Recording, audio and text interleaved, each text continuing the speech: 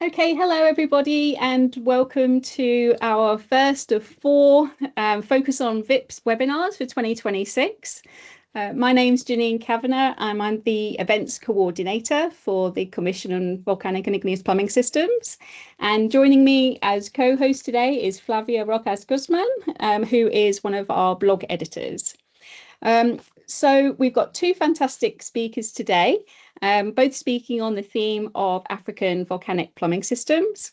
So after each speaker, we'll have some time for questions. So please use the Q&A function, the little pop-up box, so you can type your questions there. And then Flavia and I will read these on your behalf to the speakers afterwards. So just before we get started, a quick announcement and a reminder that we have the second international conference for the VIPS Commission is happening later this year in November in Chile, and we have the Torres del Paine in the background there to help advertise it.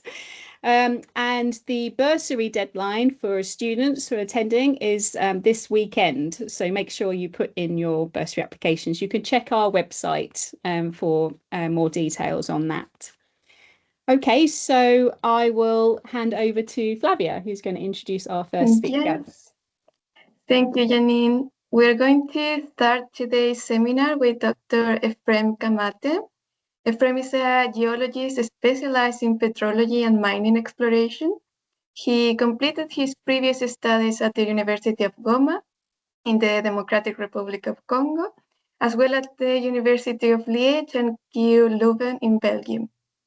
He completed his PhD in petrology 6 months ago at KU Leuven, and he's currently leading lectures at the University of Goma. Today, he's going to present a talk entitled Magma Chamber Processes and Differentiation Modeling Underneath Nyamulagira Volcano, East African Rift. Whenever you want to start, Ephrem. Thanks, Flavia, for this introduction. I'll share my screen and start.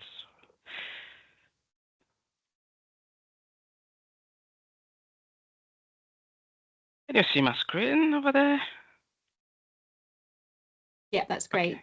Good. Yeah. As Flavia said, I'm going to talk about magma chamber process and differentiation modeling underneath Nyamulagira volcano. We are in the East African Rift. So this is a teamwork because different people collaborated, and here I just mentioned Professor Dr. Olivier Namir, who was my boss during my PhD, Professor Dr. Benoit Smets, and Professor Dr. Jacqueline van der Awera. They all work in different universities in Belgium.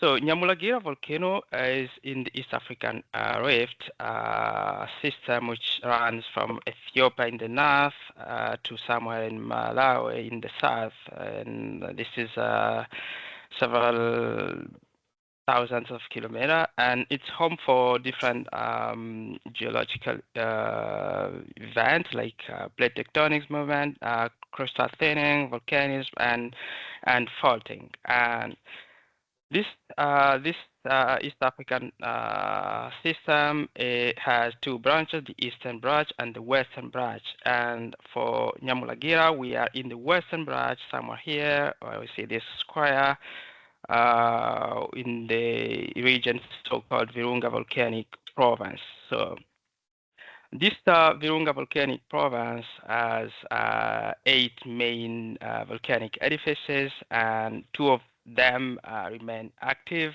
to date. These are Nyiragongo and Nyamulagira, which I'm talking about today, which is the western volcano of this Virunga Volcanic Province. In the following, I'll call VVP the Virunga Volcanic Province. So, and why this volcano?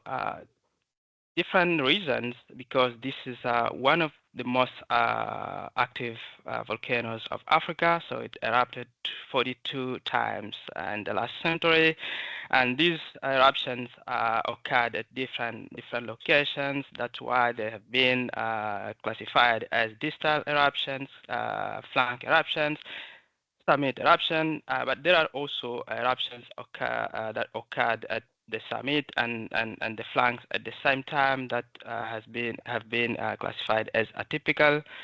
So it's a best case study for anyone who wants to investigate the role of magmatism in the East African Rift, and it remains active today because it used to operate as a closed system, but since 2014 there was a very visible permanent lava lake there, and recently this volcano erupted in 2023 and even a couple of months ago. This photo here is in June 2021. So there was this photo was in June 2021. Yeah, there was a lava lake, and unfortunately we don't have the descriptions for the recent eruptions. That's just because of the political situation. This, for example, is the eruption in 2023, but people were watching the eruption from so far. So this is just a photo taken from several kilometers from the volcano. As you can see there, the volcano is erupting, but no one was able to go there to describe or to investigate the eruption up to date. So it's complicated. Another reason is that this volcano is hazardous, so it threatens biodiversity of the Virunga National Park, but also millions of people nearby. The big city there is the city of Goma, with more or less 1.5 million people. But there is another city in the other side in Rwanda, which called Gisenyi. So there are so many people living in the region. So this volcano threatens them and the biodiversity, but also the economy, because the city of Goma is the main city of the province. It's even the capital city of the province. But also it's home for the main economic activities of the province. So as we can see, we have different local challenges around this volcano, but we still know a little about this volcano. That's why we needed to investigate it. So there were several questions before this work, like, for example, textual and compositional variability of this product of this volcano, magma storage conditions and reservoir. Nothing. I mean, a little knowledge there, and different differentiation processes prior to eruptions not known, and also dynamics between reservoir, but also the plumbing system of this volcano were not known. So so the goal for this study was to investigate subsurface differentiation process, but also to reconstruct magma plumbing system and dynamics. So what we did is sampling campaign organized in 2018, 19, 2020, 2021, and we collected hundreds of samples. And what's good here is that we covered 12 historic eruptions of this volcano, but there are also undocumented, samples from undocumented eruptions. We have also had samples from the caldera, but which is important here is all these samples cover all the flank of this volcano. Secondly, we also did textual analysis, used microscopy, CM, or we took BC images, microphotos, but also counting, as we can see there. But also we did chemical analysis at different scales, rock samples, crystals, compositional mapping, but also matrix. So this help us to get the result. Like the textual analysis, we realized that product of Nyamulagira volcano are mostly composed of cyanopyroxene, olivine, and plagioclase as minerals. However, as you move to different rock types, the mineral composition may change a little bit. Like you can see, for example, see like plagioclase, iron, titanium oxide, and apatite appear there as you continue, as we move forward into evolved compositions. So there is kind of crystallinity which is variable at Nyamulagira. And we can say, try to explain here that all these samples are from prior to 1938 eruptions. So that means that product emitted before that time were crystal rich, while crystal product emitted after that time were crystal poor.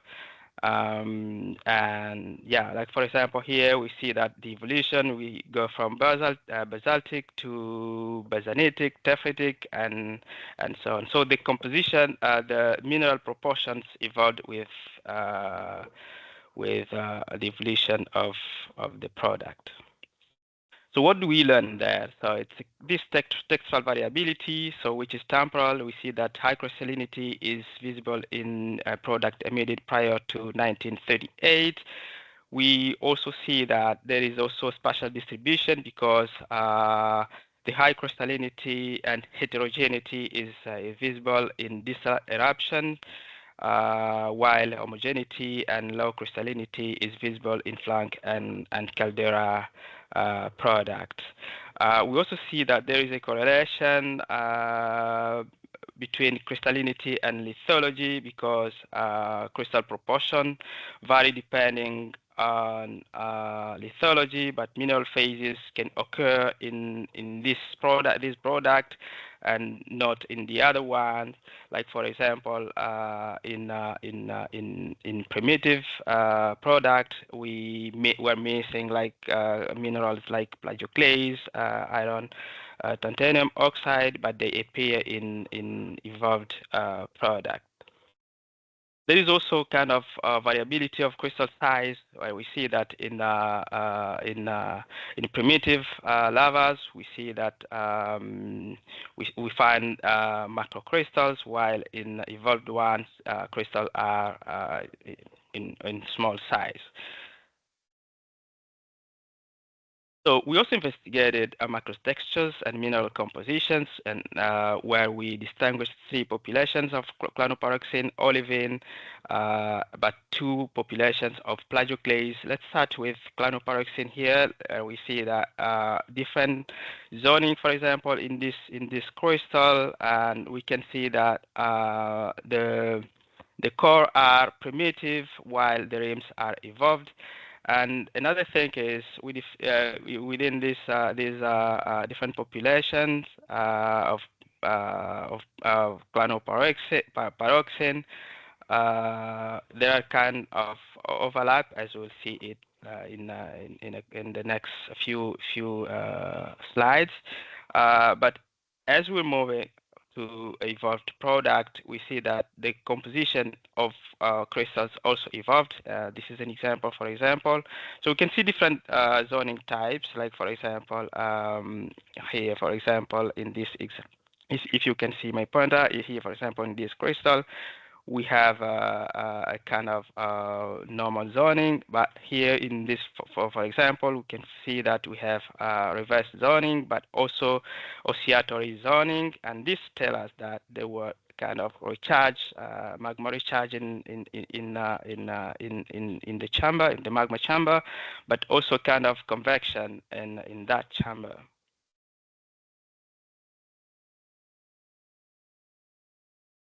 So this I want to emphasize these two crystals. These are from the same sample, but as we can see that we have this crystal, for example, with a primitive core, but another one which is quite evolved. Another crystal, they are both cyanopyroxene, but we see that this is evolved and this is more primitive. The core here is more primitive, and this tells us that there were. This is indicative of magma recharge, but also crystallization in the late stage of magma evolution. So the same story is repeated for olivine, almost different zoning type, different where we see normal and reverse zoning mostly, but also 3 populations of olivine, as I said before. And the same scenario for plagioclase as we go from primitive to evolved product.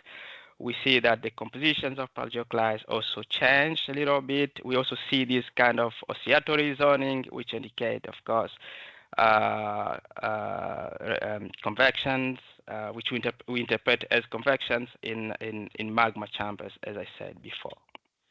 So the same story repeated for the main mineral crystals found in this product from Nyamulagira. So as I said, we have 3 different populations, and we see that these 3 populations are visible in all rock types, as we can see here, for example, from this figure. So we have a kind of coexistence of equilibrium and disequilibrium crystal with matrix. So what does this tell us? We see that. Let me explain first. So we see that, for example, for population 1, which is the most primitive here, we see that the rims of crystals of the population 1 correlates with the core of the population 2. Same for the rims of the population 2 correlates with the cores of the population 3.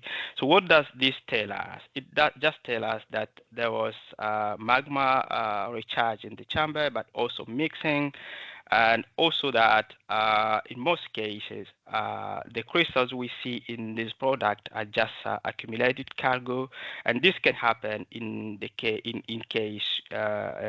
context of interconnected reservoir.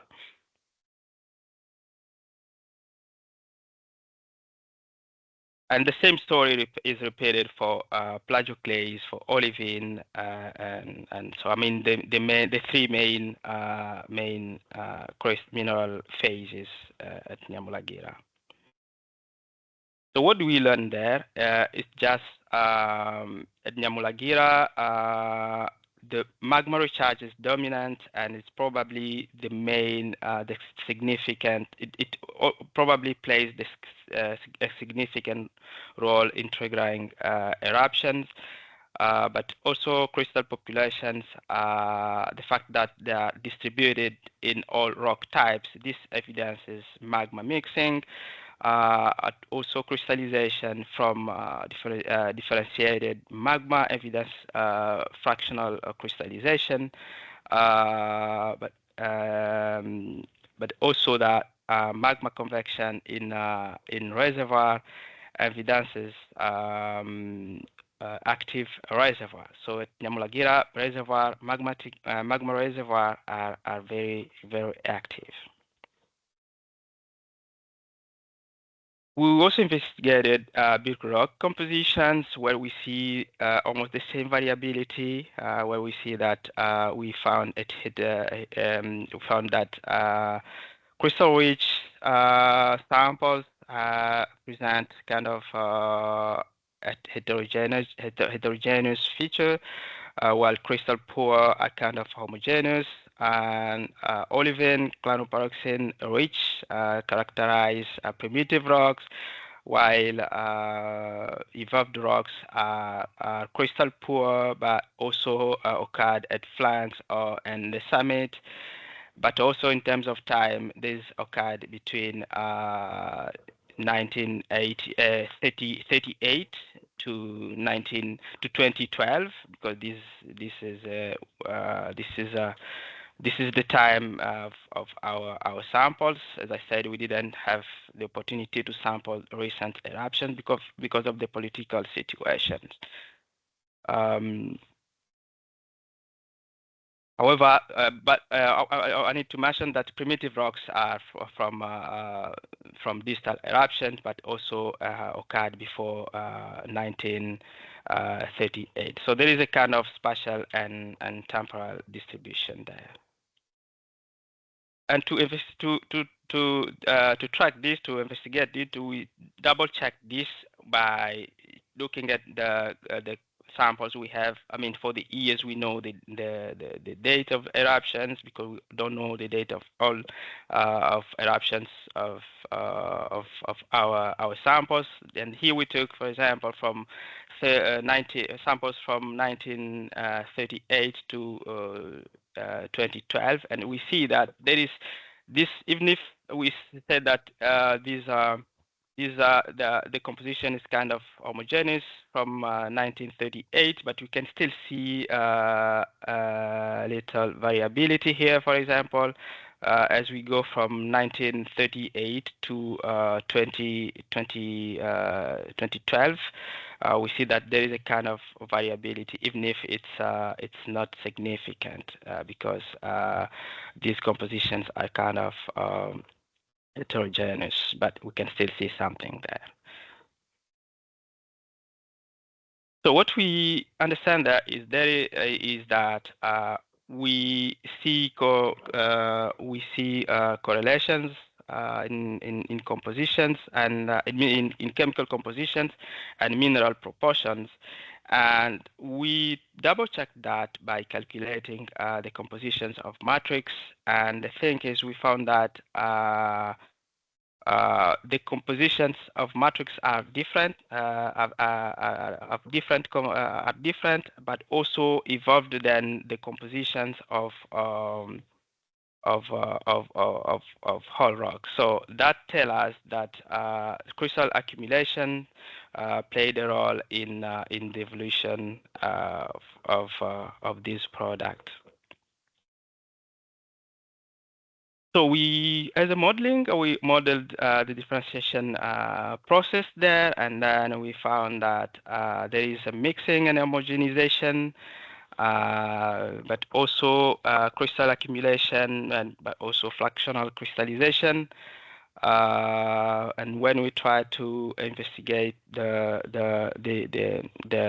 we simulated fractional crystallization, we found that most of our basanitic rocks are formed at 40-20% liquid fraction, and at this percentage, the liquid is less mobile. So that means that the tephrit result from a solid liquid segregation. Was investigated magma storage conditions with the different areas of our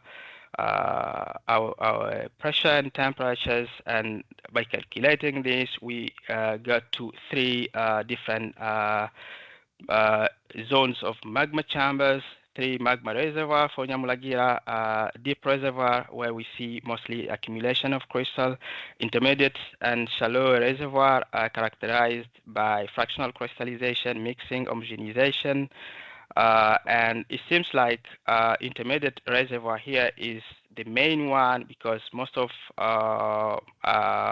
magma process happened in this area, as we can read from crystal texture. And this corroborates with previous geophysical estimates, which is good for us. So we did a kind of simplified model of crystal path to crystal ascent to surface.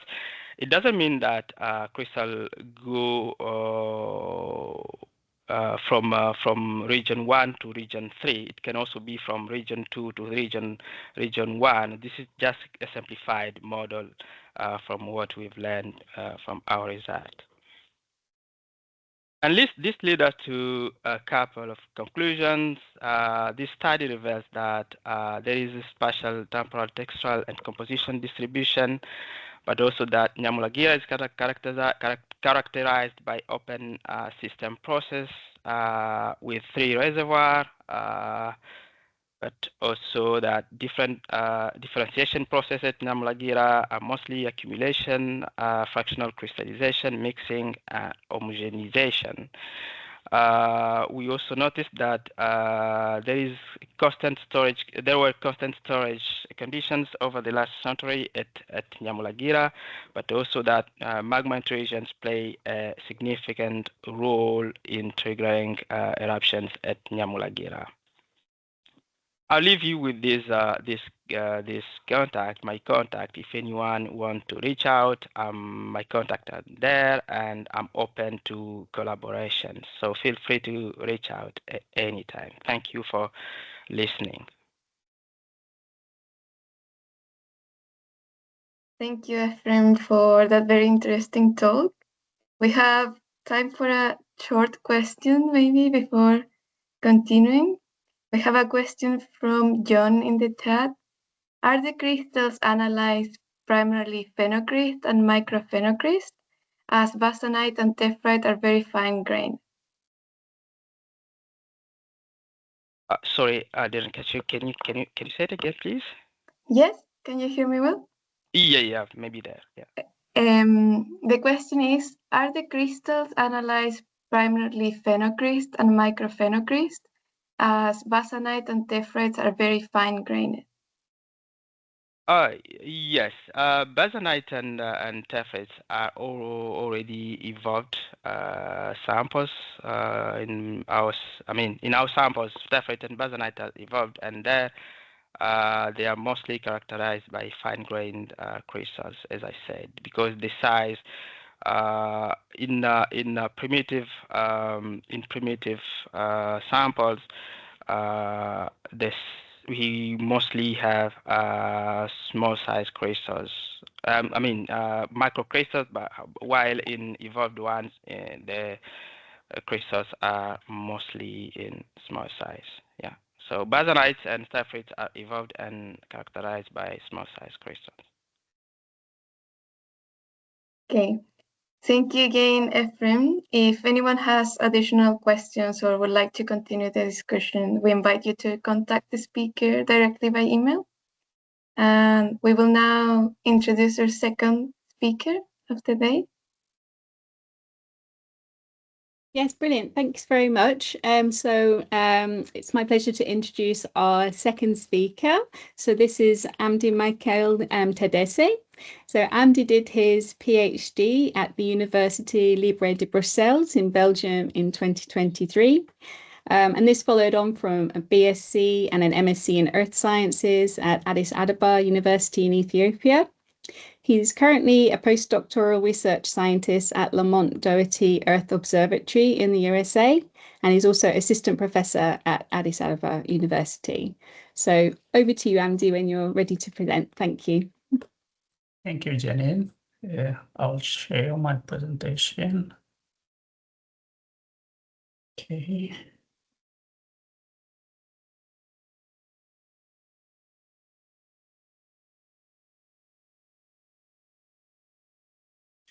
Okay, thank you very much, everyone, for being here. So I'm going to present a work for part of my PhD project in a while back, and also a recent work which is published from my last postdoc position. So there are several people who have been involved on these two different contributions, which are listed in here. So you can also use as a reference and to check furthermore if you didn't get more the broad information on this presentation. So this presentation is on pre-eruptive magma conditions and volatile evolution in a geothermal active volcanic system, which is located in the Magma Rift. So to begin my presentation, so most volcanoes are located closer to these green lines, which are plate margins. In these places, the plates converge, diverge, and pass to each other by forming a good condition for a magma formation and also transport to the subsurface to form volcanoes. If we see in East Africa, as Ephrem introduced, we will find a prominent geological feature, which is the East Africa Rift System, which is formed by 4 to 6 millimeter per year spreading of the Somalian plate from the Nubian plate. In the south, which is around Malawi, it's mainly characterized by faulting, but further north in Kenya and Ethiopia, magmatic activities becomes more common in addition to the tectonism, which make it a matured rifting in the northern part. When we see some statistics, the geothermal energy is focused in a few countries. In Africa, only Ethiopia and Kenya are working a lot in geothermal energy, which are located in the matured part of the East Africa Rift System, which tell us this part of the rifting is a powerhouse for geothermal energy, and there are a lot of investment are undergoing in both countries. So when we see the northern part, which is the main Ethiopia rift, it's characterized by border faults which separated the highland from the rift floor. And in the axis region, which is currently the active site for the tectonic and volcanic activity, big caldera-forming silicic volcanoes are systematically dotted along the axis. And in association to that, there are smaller volcanoes like scoria cones and fissural centers are associated. The focus of this presentation is Bora Barecha Tulumuyi volcanic system, which is located in transition between the central and the northern sector of the main Ethiopia rift. Why we studied these volcanoes? Because it have been active during Holocene. It stands on a Pleistocene volcanic products, ignimbrites, and older basalts, which are exposed in the escarpment. And it underwent at least 2 caldera-forming eruptions in the past. And during the post-caldera event, effusive and explosive eruption have been occurring, which is mainly emanated from the bigger edifice, Bora, Barecha, and Tulumuyi, and several other smaller eruptive centers. And most of the lavas and lava domes are restricted to the eastern part of the volcano, which is a highly faulted part of the volcanic complex. And the others part, which is the central and the western, is covered by rhyolitic lava flows and pyroclastic materials. And in historical time, in 1900, there was a historical eruption emanated from Guyana, obsidian coulee. Even if it was a small eruption, but it caused a bigger societal impact in the region. Currently, the volcanic system is active. It shows an active seismicity, unepisodic crown deflation and inflation, and also a lot of geothermal manifestation, including hydrothermal alteration and fumarolic activities. So the goal of this study is trying to understand the pre-eruptive magma condition, try to get an idea, the temperature, pressure, and also the volatile systematic of the volcano before its eruptive event. Why? Because these parameters are very important in determining the difference in the behavior of the volcanic event. And also, this region is economically crucial because of its geothermal resource. So understanding the source region is also really crucial for understanding the geothermal system. So we were working with a geothermal company back in the days when we were doing this study. So we collected representative samples from all over part of the volcanic system. And we did a whole rock analysis and glass analysis using electron microprobe and also ICP-MS and ICP-AES. And the result shows a cluster of two bunches, basaltic in one end and also rhyolitic in another end. Really few samples falls in the intermediate range, which shows a bimodal kind of rock composition range.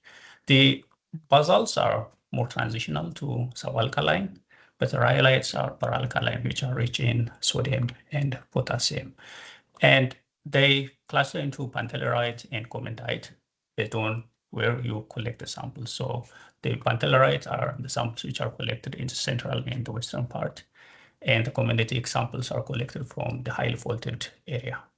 And also, this clustering are based on the age as well. So along the stratigraphy in each type of rocks, there is some variation in composition as well.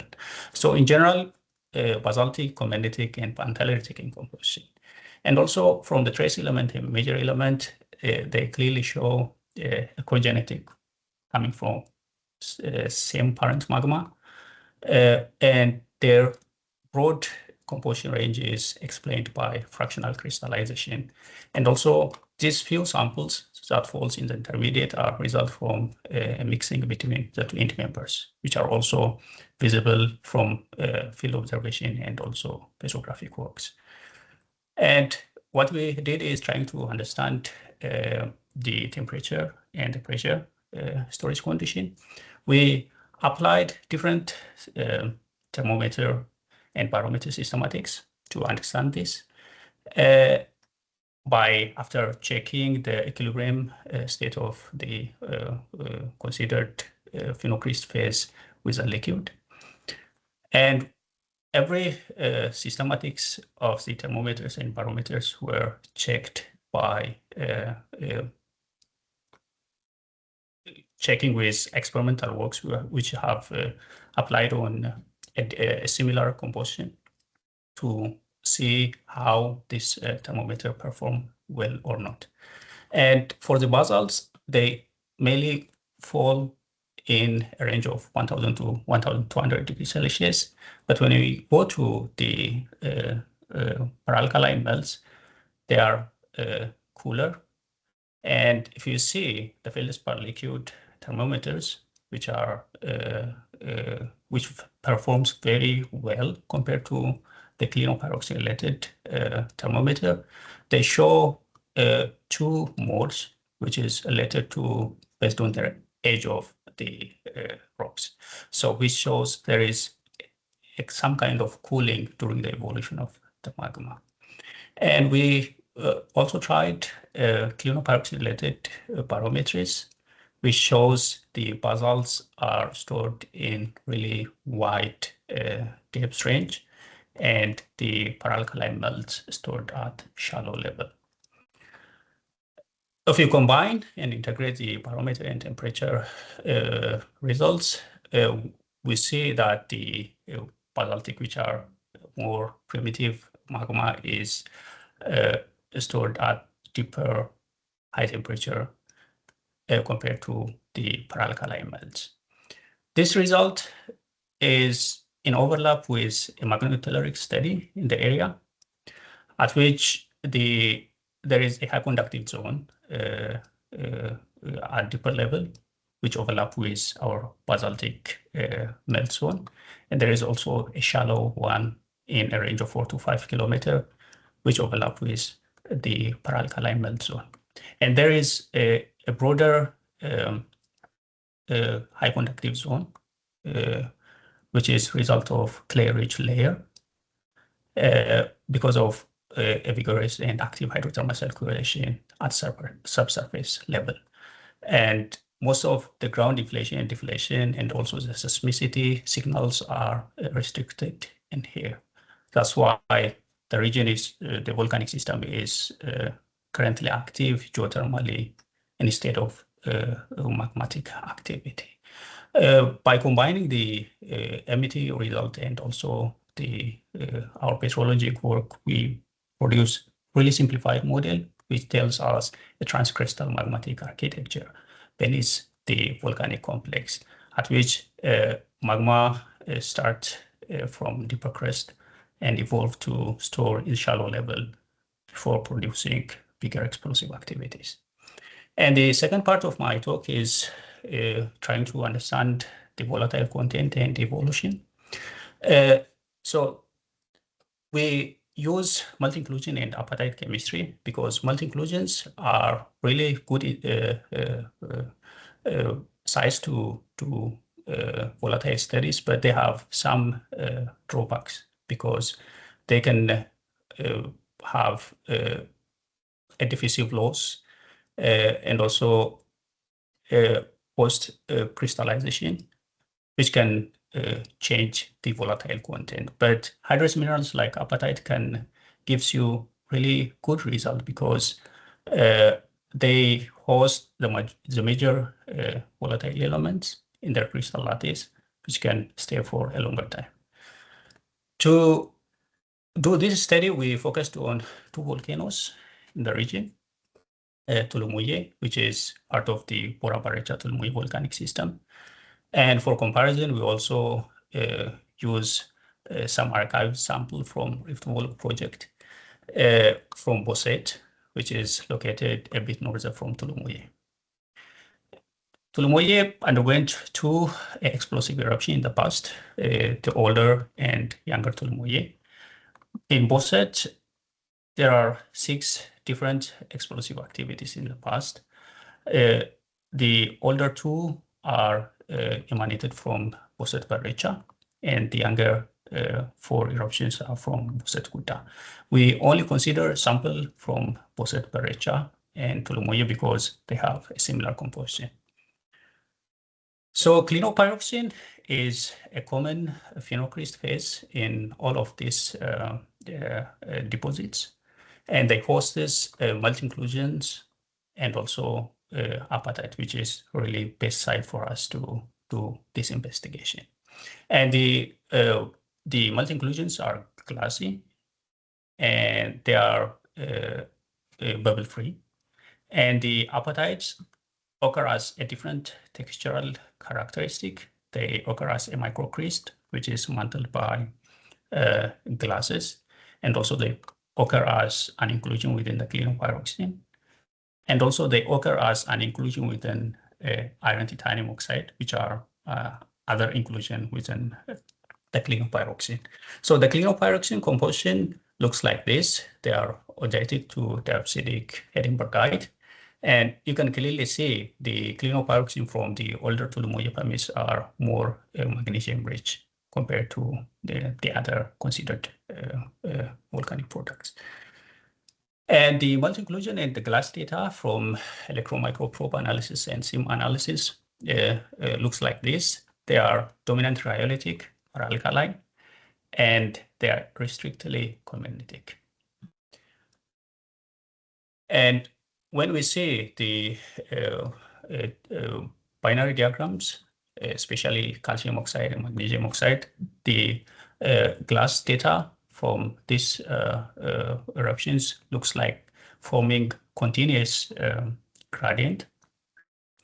But the older Tulumuye pumice glasses shows a distinct magma lineage compared to the others. And when we come to the volatile content within the glass, the electron microprobe didn't give us any for the fluorine content because most of the analysis show below detection limit. But the SIMS analysis give us slightly better data, which falls between like 0.1 to 0.28% in most of the considered multi-inclusions. And when we come to the chlorine content, you can clearly see the older Tulumuye pumice have a higher chlorine content compared to the other samples.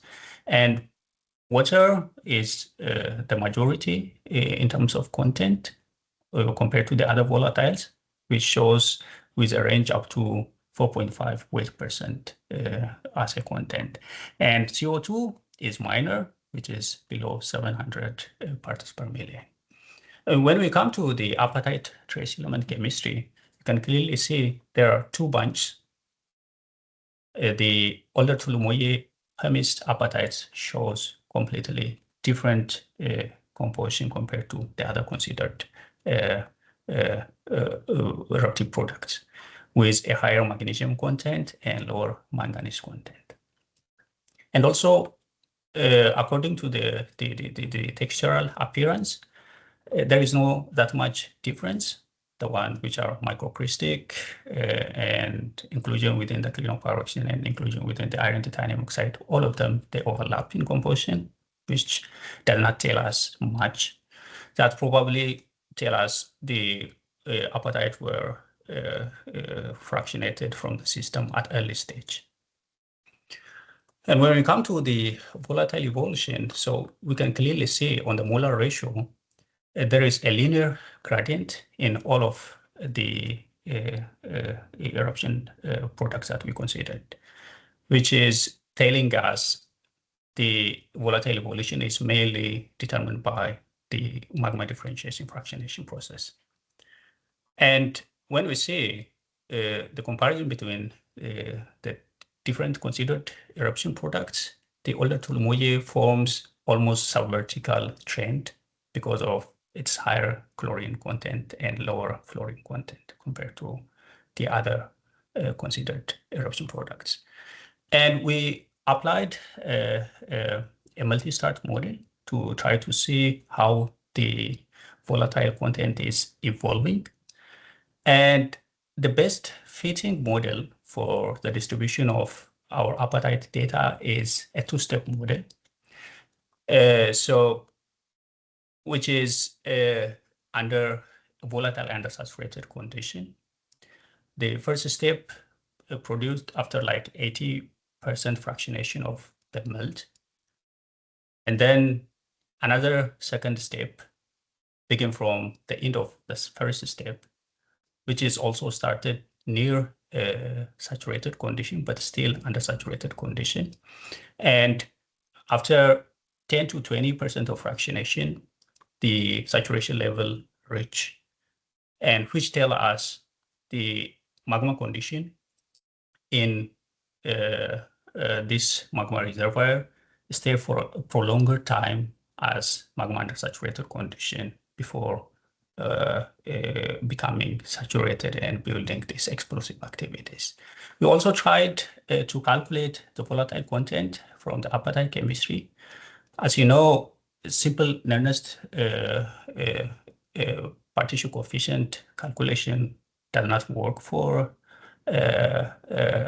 apatite case and volatile case because all the volatiles like chlorine, fluorine, OH fight for same spot, which are mainly influenced by temperature, pressure, in addition to the melt chemistry. So there are recent thermodynamic models that can clearly try to calculate the melt volatile content from the apatite chemistry. So we applied for the different volatile elements, and clearly the majority of the data overlap with our inclusion, melt inclusion data, except the CO2, because the CO2 in the melt inclusion is very lower compared to what we inferred from the apatite. So the integration of the melt inclusion and the inferred volatile data from the apatite tell us there is a clear evolution of volatile content within the Tulumoye magma reservoir, but in Boset case, everything becomes more or less similar in the different eruption cycles. To finish my presentation, so the transcrustal magma plumbing system is responsible for under Bora Barecha Tulumoye volcanic events, where basaltic and paralkaline rhyolite magmas are stored under different pressure and temperature conditions. And the integration of the melt inclusion and apatite work from Tulumoye and Boset Barecha tell us a prolonged undersaturated condition of the magma before building a big eruption. by saying this, I would say thank you very much for your attention. Excellent. Thanks very much, Andy. That's super interesting. We've got some time for some questions. So while people are starting to put that in the Q&A, I can start off by asking you. I was wondering, so you showed one of your schematics, you have the sort of connectivity between reservoirs. And I was wondering what information you can say about like the time scale of connection between the reservoirs. Is there any information in the chemistry or the petrology that can tell you whether these things are rapidly connected, or whether it's like a continuous kind of fluxing between the different bodies? Regarding the time, because I mean the texture, it's quite diverse. And most of the crystals that we considered when we were doing this study. So there is a clear variation in the time, and it's a bit complicated. So we didn't dive into that direction because it seems like a lot of textural behavior and characterizations in the different phenocrysts, especially within the basaltic magma. But I mean, the silicic ones, they show more or less similar kind of textural characteristics, very pure, like zoning free kind of phenocrysts. But when we check the more primitive ones, like olivine and pyroxene, they are highly zoned. So probably they have like a different kind of, time range in the connectivity deeper down in the deeper level there. Great. I have another question whilst people are, feel free to write questions in the Q&A, people. It'd be lovely to hear from you. So in regard to, so you're obviously looking sort of across the rift, and I was wondering, in general, how much agreement is there between geophysical data and petrological data? Is there, when you are assessing your different estimations of storage depths, for example, there's obviously uncertainty there. Are you relying on other data sets to help you make a decision about which is the best one, or yeah, I was wondering how the integration between different data sets, how effective that is in this region. Yeah, so I mean, to answer your question, I mean, in terms of like having this kind of studies, especially for, I mean, this much detailed kind of work is not common in the region, to be honest. And there are a few like MET data, I mean, maybe 3 or 4 on different volcanoes. And getting also besides to the geophysics, petrologic information is not common, but for at least 2 or 3 sites, the geophysics and the petrologic work clearly overlaps. But I mean, it needs more works to see if there is like any mismatch between the different methods. Okay, excellent. Flavia, did you have a question? Yeah, I have one a bit more general, maybe in terms of like hazard assessment, like do these volatile rich magmas represent a particular concern for future explosive eruptions, maybe? Yeah, so regarding to that direction, so basically we rely on physical volcanology works. There are a few works are coming up to try to understand the volcanic history and the recurrence rate of these explosive activities. I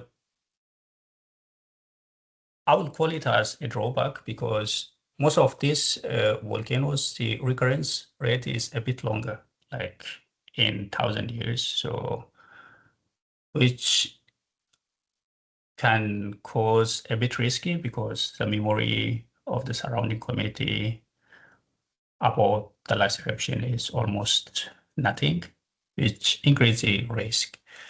And also these explosive eruptions, nobody saw them, especially for the silicic volcanoes.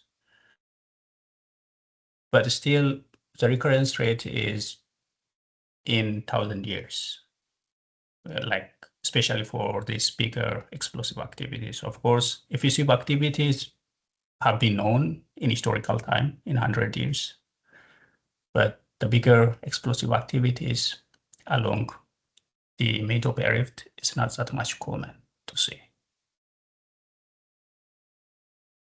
Great. I think we've got time for one last question. This one's from Tegan Havard in the chat. So Tegan asks, are the differing volatiles linked to different sections or different behavior in the near surface geothermal system? Can you repeat that question? So are the different volatiles linked to different sections or different kinds of behavior of the near surface geothermal system? So is there any information from the volatiles about the nature of the geothermal system and its distribution? I can't say much about that because I didn't work on the shallow part, because most of the volatile we were considering were like 3 kilometers and deeper. The one which showed like the signals of the seismicity and ground deflation inflation are in the top 2 kilometers. We didn't work that much on that one, so I can't say much on that. But I mean, it's an open avenue for research for the future, honestly. Yeah. Okay, brilliant. Thank you very much. So I think we'll have to leave it there. So thank you very much, Amdi, for your talk.